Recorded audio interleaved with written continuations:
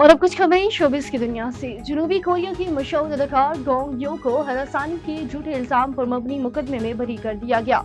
अदालत ने 40 साला खातून को हरासानी के झूठे इल्जाम पर 6 माह कैद की सजा सुनाई है। खातून को झूठी मालूमात फैलाने और इंफॉर्मेशन नेटवर्क प्रोटेक्शन एक्ट की खिलाफवर्जी का कसूरवार ठहराया गया। सोशल मीडिया पर जनवरी 2020 से मार्च 2021 के दौरान खातून ने 235 मरतबा झूठे इल्जाम और तौहीन आमेज तबसरे पोस्ट किए, जिनमें खातून ने दावा किया कि 40 साल अदाकार ने उन्हें हरासा और धमकाया। तहकीकात के बाद साबित हुआ कि गोंग यो का खातून से कोई जाती ताल्लुक नहीं था।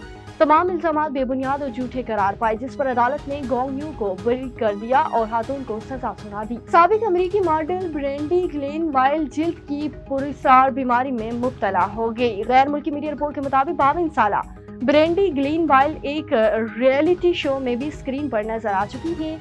ब्रेंडी ग्लीनवाइल ने इससे कबल इंकशाफ किया था कि वो बीमारी से चेहरे की खराबी की वजह जानने के लिए हजारों डॉलर खर्च कर चुकी हैं। अब उन्होंने इस हवाले से सोशल मीडिया पर मुस्बत पैगाम शेयर करते हुए अपने डॉक्टर्स का शुक्रिया अदा किया। उन्होंने सोशल मीडिया पर लिखा कि मैं अब घर से निकलने और दोबारा से जीने का मजीद इंतजार नहीं कर सकती।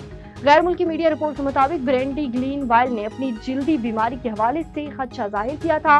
उन्हें ये बीमारी 2024 में मराकश में गुजारे वक्त के दौरान लगी थी।